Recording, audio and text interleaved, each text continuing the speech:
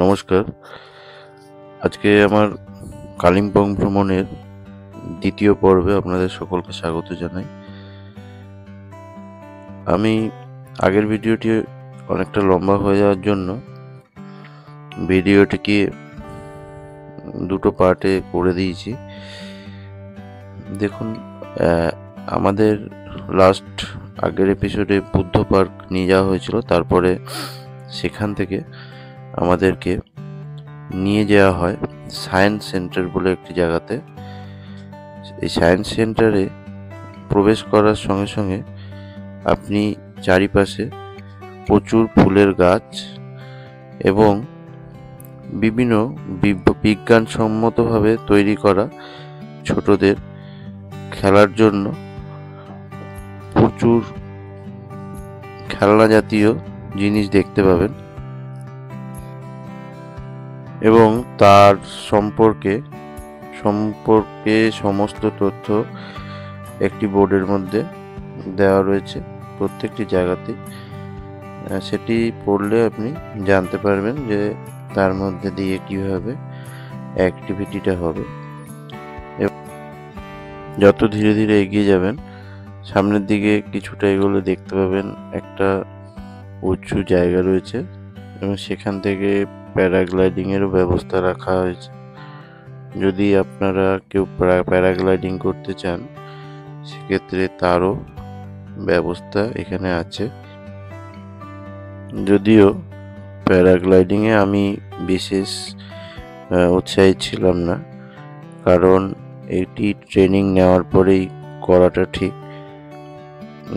হঠাৎ করে প্যারাগ্লাইডিং করতে গিয়ে আপনার প্রবলেম হতে পারে যদি আপনার এটা সম্পর্কে ভালো করে জানা না থাকে। তাই আমি রেট সম্পর্কেও আপনাদের কাছে বিশেষ কিছু বলতে পারবো না, কারণ আমি রেট জিজ্ঞাসা করিনি। কিন্তু চারিদিকের প্রাকৃতিক সৌন্দর্যটা মন কাড়ার মতন। প্রচুর সুন্দর সুন্দর ফুলের গাছ এবং দূরে পাহাড়ের ভ্যালি, এগুলি আপনার চোখে পড়বে। আর খোলা জায়গা, সুন্দর ঠান্ডা আবহাওয়া, যার ফলে আপনার ঘন্টার পর ঘন্টা মনে হবে এখানে কাটিয়ে দিতে। আমরাও বেশ কয়েক ঘন্টা এখানে কাটিয়েছি। এখানে একটা জায়গা রয়েছে যেখানে ছোট ছোট বাচ্চাদের জন্য ডাইনোসরাসের উপরে একটি ছোট পার্কের মতন করা রয়েছে, যেখানে ডাইনোসরাসের বিভিন্ন প্রতিকৃতি তৈরি করে রাখা রয়েছে সিমেন্ট দিয়ে। দেখুন, আমি সামান্য ভিডিওগুলি তুলে আপনাদের সাথে শেয়ার করছি। এখানে ছোট ছোট বাচ্চারা আসলে খুবই আনন্দ পাবে।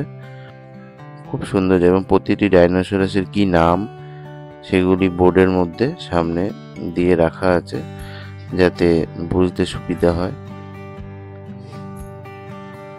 সব থেকে ভালো লাগবে এখানকার পরিবেশ, ঠান্ডা আবহাওয়া, অনেকটা উঁচুতে যেহেতু ঠান্ডা রয়েছে, খুব সুন্দর।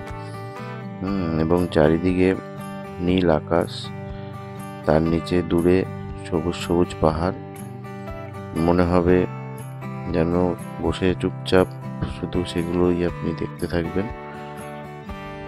খুব সুন্দর জায়গা, আমার তো ভীষণ ভালো লাগছে। দেখুন, এই কালিম্পং ভ্রমণের 9টি স্পটের মধ্যে আমার এই স্পটটি সেরা লেগেছে। এই স্পটটি এতটাই দুর্দান্ত। অন্যান্য স্পটগুলির মধ্যে, যেমন এরপরে আমরা যাব যে স্পটটি, সেটি হলো ডেলো পার্ক। সেটিও খুব ভালো জায়গা। এবং এই ডেলো পার্ক আর সায়েন্স সেন্টার, মূলত এই দুটি স্পটই আপনাদের সকলেরই ভীষণ ভালো লাগবে। অন্যান্য সমস্ত স্পটের মধ্যে, সব স্পটগুলির মধ্যে যেমন বারবার ড্রাইভাররা যে দুটি স্পট বলে থাকে 9টা স্পটের মধ্যে, একটি হলো আপনার মর্গান হাউস। মর্গান হাউস বলছে স্পট এর মধ্যে ধরা হয়, কিন্তু আপনি যখন যাবেন তখন তারা বলবে এটি এখন ডিফেন্স এরিয়ার মধ্যে চলে এসেছে এবং রিনোভেশনের কাজ চলছে, অতএব আপনি বাইরে থেকে হয়তো সামান্য একটু দেখলেও দেখতে পারবেন, কিন্তু ভেতরে প্রবেশ করার কোনো অনুমতি নেই।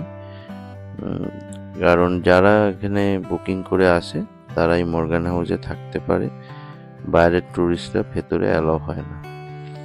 এছাড়াও গল্ফ কোর্স বলে একটি স্পট আছে, যে স্পটটি বারবার বলা হয় 9টা স্পটের মধ্যেই ধরা হয়, কিন্তু যাওয়ার পরে আপনাকে বলবে এটি আর্মি এরিয়ার মধ্যে আছে, অতএব আপনারা এখানে প্রবেশ করতে পারবেন না। তাই বলাই ভালো যে 9টা স্পট না বলে 7টা স্পট আপনার একদিনে কভার করানো হয়, কিন্তু সমস্ত ভিডিওতে বা সমস্ত জায়গায় মর্গান হাউস এবং গল্ফ কোর্সকে দেখানো হয়। আমি নিজস্ব অভিজ্ঞতা যে আমাদের কিন্তু যাওয়ার পরে বলা হয়েছে যে এই দুটি স্পট আর্মি এরিয়া ডিফেন্স এরিয়ার মধ্যে আছে, তাই এগুলিতে প্রবেশ করা যাবে না। আপনি গাড়িতে যেতে যেতে সাইড থেকে দেখে নিতে পারবেন, এইটুকুই যা। এই জায়গাটা খুবই সুন্দর, দেখুন এদিকে ওদিকে ছড়িয়ে ছিটিয়ে কিছু দেবদারুর গাছ আছে, সেই সব গাছের নিচে ছোট ছোট বেঞ্চ করে রাখা আছে, আপনারা চাইলে সেখানে বসে খানিকক্ষণ সময় কাটাতে পারেন। বাচ্চাদের জন্য বড়দের জন্য দোলনার ব্যবস্থা করা আছে, খুব ভালো লাগবে, যারাই যাবেন তাদেরই ভীষণ ভালো লাগবে। আমরা তো এখানে তাও 2-2.5 ঘন্টা তো আমরা এখানে সময় কাটিয়েছি।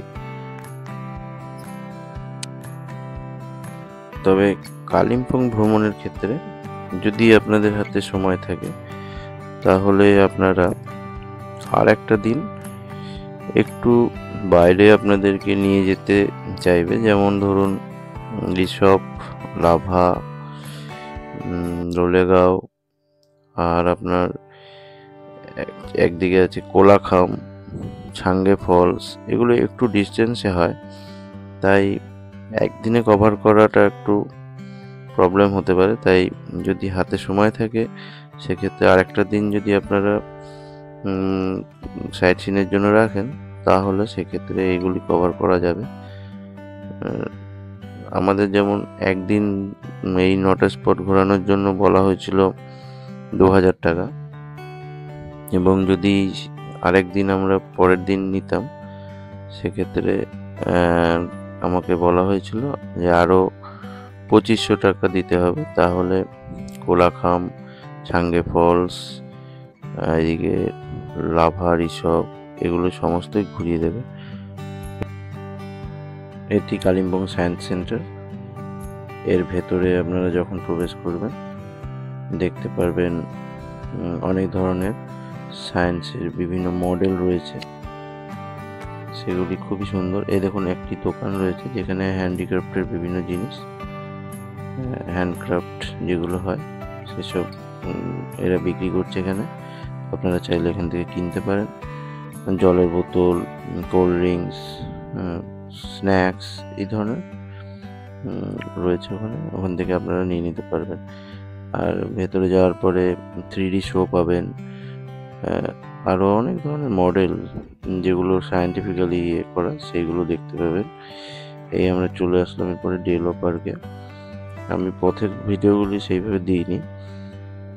এখানে দেখুন এই ডেলো পার্কও কিন্তু খুব সুন্দর করে সাজানো, প্রবেশ করার সাথে সাথে আপনি চারিদিকে ফুলের সুন্দর বাগান দেখতে পাবেন, দেবদারুর গাছ, খুব সুন্দর জায়গা। এত ফুল গাছ একসাথে দেখলে মন সবারই এমনি ভালো হয়ে উঠবে। তাছাড়া এখান থেকে আপনারা প্যারাগ্লাইডিংও দূর থেকে দেখতে পারবেন। এখান থেকে ঘোড়ায় চড়ার ব্যবস্থা আছে এর ভেতরে, প্যারাগ্লাইডিংয়ের ব্যবস্থা কিন্তু এখানে নেই। প্যারাগ্লাইডিং সায়েন্স সেন্টারের ওখানেই আছে, প্যারাগ্লাইডিংয়ের ব্যবস্থাটা আপনার সায়েন্স সেন্টার থেকে বেরিয়ে যখন ডেলোতে আসবেন তখন রাস্তার ধারে অনেক স্টল পাবেন, যেখানে আপনাদেরকে ডেকে ডেকে বলবে যে প্যারাগ্লাইডিং করার জন্য। তখন আপনারা সেখান থেকে প্যারাগ্লাইডিং নিতে পারেন। ওদের প্যারাগ্লাইডিং যে জোনটা যেখান থেকে করানো হয়, সেই জায়গাটাতে আমি স্পটটাতে যাইনি, আমি ওই দূর থেকেই দেখেছি। তো সেক্ষেত্রে গেলে আপনারা দেখতে পারবেন যে কোথা থেকে করানো হয়। নিশ্চয়ই কোনো উঁচু জায়গা আছে একটা, যেখান থেকে প্যারাগ্লাইডিংটা করানো হয়। এই আমরা আস্তে আস্তে ধীরে ধীরে উপরের দিকে উঠে যাচ্ছি। ডেলো পার্কও এর ভেতরে একটা গেস্ট হাউস আছে, যেটা হচ্ছে আপনার ডেলো গেস্ট হাউস, যেটাতে আপনারা বুকিং করে গেলে হয়তো থাকতে। এটা গভর্নমেন্টের কোনো গেস্ট হাউস, যেখানে আপনারা কিন্তু চাইলে বুকিং করে সেখানে গিয়ে থাকতেও পারেন। ডেলো পার্কের বাইরে প্রচুর দোকানপাট আছে, যেখান থেকে আপনারা খাবার দাবার খেতে পারেন, দুপুরে লাঞ্চ করে নিতে পারেন। আমরা এই পুরো ডেলো পার্কটি ঘোরার পরে বেরিয়ে যাওয়ার সময় মোটামুটি আমাদের ধরুন আমরা সকালে আজকে ব্রেকফাস্ট করে 10টা নাগাদ বেরিয়েছি। এখন প্রায় দুপুর হয়ে গেছে, 2টো বাজে।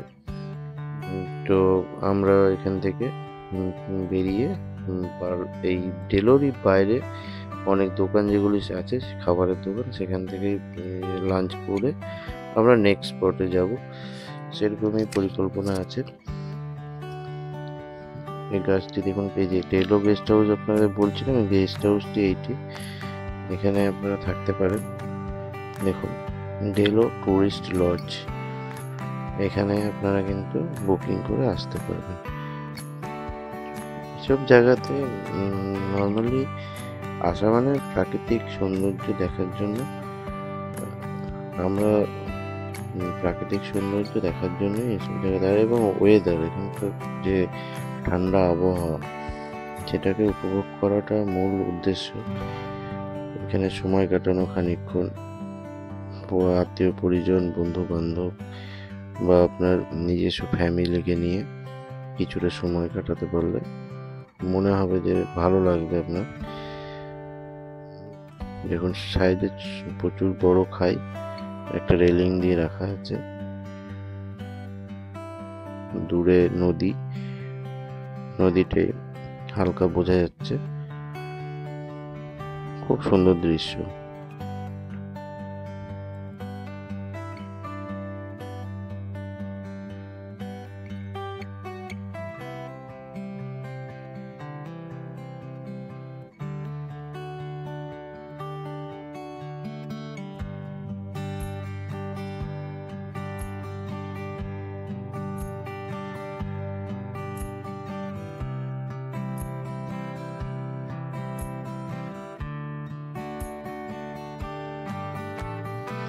এই ডেলো পার্কেও আমাদের কিন্তু অনেকটা সময় কেটে যায়, বলতে পারেন আমাদের পুরো দিনটার ভ্রমণের মধ্যে ম্যাক্সিমাম সময়টাই কিন্তু এই সায়েন্স সেন্টার এবং ডেলো পার্কে কেটেছে।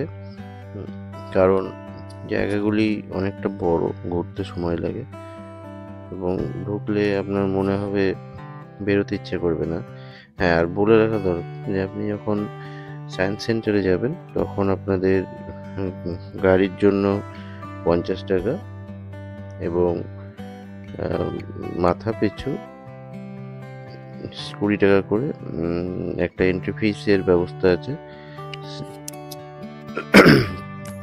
এখন দেখুন আমরা এই পাশেই লাঞ্চ করছি। আমার লাঞ্চে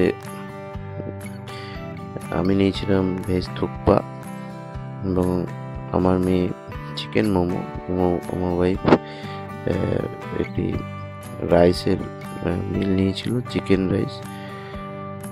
কস্ট খুব বেশি নয়, মিডিয়াম, যে পাহাড়ের উপরে বলে আহামরি বেশি রেট তা কিন্তু নয়, ঠিকই লেগেছে আমার রেটটা। টোটাল 330, আমাদের টোটাল বিল হয়েছিল 330 টাকা। এই টোটাল খাবারগুলি খেতে। আমার মনে হয়েছে রেট খুব একটা বেশি নয়। আর এরপরে আমরা চলে এসেছি, এটা হচ্ছে একটি পাইন ভিউ নার্সারি নাম, কিন্তু আমি ভেবেছিলাম পাইনের কিছু পাওয়া যাবে, যদিও তা সেরকম কিছু পাইনি। ভেতরে শুধুই ক্যাকটাস, প্রচুর ভ্যারাইটিস ক্যাকটাস আপনারা দেখতে পাবেন এখানে, এবং এগুলিতে হাত দেওয়া মানা আছে। আমি তাই মিসেসকে বারণও করেছি ওই যে হাত দিতে। এখানে এই ক্যাকটাসগুলি সাধারণত আমরা সবসময় দেখতে পাই না, বিভিন্ন ধরনের ক্যাকটাস এরা এখানে, সেগুলিকে নার্সারির মধ্যে চাষ করা হয় এবং টুরিস্টরা এসে এগুলিকে এন্ট্রি ফির মাধ্যমে কিন্তু এখানেও ঢুকতে হয়। প্রত্যেকটা জায়গাতে ঢুকতে গেলে কিন্তু আপনাকে একটা এন্ট্রি ফি দিতে হবে। শুধুমাত্র আপনার বুদ্ধ পার্ক আর বজরংবলীর মন্দিরে আর মাতাজির মন্দিরে লাগবে না। বাট আমি সায়েন্স সেন্টারের এন্ট্রি ফিসটা আপনাদের সাথে শেয়ার করলাম, কিন্তু আমার মনে হচ্ছে ভুল হয়েছে বলাটা। সায়েন্স সেন্টারে প্রবেশ করতে গেলে মাথা পিছু 40 টাকা করে এবং গাড়ির জন্য 50 টাকা এই ধার্য করা হয়। মানে আমার কাছে টোটাল 130 টাকা নেওয়া হয়েছে। বাচ্চাদের ক্ষেত্রে ফ্রি আছে। আর ডেলো পার্কে প্রবেশ করতে গেলে মাথা পিছু 20 টাকা করে নেওয়া হয়। এই দেখুন দূরবীন মনেস্ট্রির উপর থেকে এখানে চারিদিকের দৃশ্যটা অপূর্ব। এই দূরবীন মনেস্ট্রিতে প্রবেশ করতে গেলে আপনাদের এন্ট্রি ফি দেওয়ার প্রয়োজন নেই, এখানেও এন্ট্রি ফির কোনো ব্যবস্থা নেই, এবং মনেস্ট্রির ভেতরে পুজো হয়। আমরা তো দেখতে পেয়েছি, ভেতরে যেহেতু ক্যামেরা করা যায় না, তাই আমরা ভেতরে এই যে এটা হচ্ছে দরজা, আমরা ক্যামেরা করতে পারিনি। ভেতরটা খুবই সুন্দরভাবে তৈরি করা হয়েছে মনেস্ট্রিটি, যদিও সমস্ত মনেস্ট্রি তৈরি করা সুন্দর করে। এই যে পেছনে বিল্ডিংটি দেখছেন, এখানে কিন্তু ওই লামাদেরকে রাখা হয়। তারা কিন্তু এখানে ছোট থেকেই আমি অনেক ছোট ছোট লামাদের এখানে দেখতে পেলাম, যারা এখানেই থেকে পড়াশুনো করে, যাদের কথা বলে জানতে পারলাম। যেটা ডেলো পার্কে কিন্তু একমাত্র আপনারা এখান থেকে কিন্তু ডেলো পার্কে থেকে কিন্তু কাঞ্চনজঙ্ঘা দেখতে পাবেন। পুরো কালিম্পংয়ের মধ্যে আমি ড্রাইভারকে জিজ্ঞেস করে উনি বললেন যে ডেলো পার্কে কিন্তু যদি আকাশ পরিষ্কার থাকে সেক্ষেত্রে কাঞ্চনজঙ্ঘা কিন্তু আপনি ওখান থেকে দেখতে পাবেন। আমরা রুমে ফেরত চলে আসার পরে নেক্সট ডে মর্নিংয়ে আমি এই ভিডিওটি আপনাদের সাথে শেয়ার করছি। আমরা শহরাঞ্চলে যেহেতু থাকি, সচরাচর এই ধরনের ভিউজ দেখতে পাই না, তাই এই যে পাহাড়ের সাথে মেঘের যে খেলার একটি সুন্দর ভিউজ, এটি দেখার পরে আমার মনে হয়েছে যে আপনাদের সাথে শেয়ার করা উচিত। তাই আমি সকাল সকাল ঘুম থেকে উঠে এই ভিডিওটি ক্যাপচার করে আপনাদের সাথে শেয়ার করছি।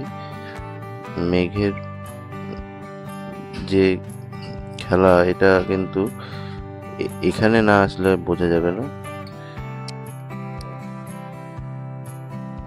আজকে আমাদের লাস্ট ডে কালিম্পংয়ে। আমরা এই ব্রেকফাস্ট করার পরে বেরিয়ে যাব। এখান থেকে আমাদেরকে যেতে হবে Kalimpong bus stand. Kalimpong bus stand যেতে গেলে, এটা বলা হয়নি আপনাদের আগে, যেহেতু আমার হোমস্টেটি কালিম্পং বাস স্ট্যান্ড থেকে 5 কিলোমিটার ভেতরে, তাই সেক্ষেত্রে আমাকে একটি পার্সোনাল কার হায়ার করতে হয়েছে, যে কারটি আমার কাছে 300 টাকা চার্জ করেছে। এই 300 টাকা এবং আমার ওখান থেকে শিলিগুড়ি অবধি 200 টাকা, টোটাল 500 টাকার বিনিময়ে আমি শিলিগুড়ি টু কালিম্পং আমি কিন্তু চলে আসতে পেরেছি। তাই যাই হোক, এখন আমাদের ফেরার পালা।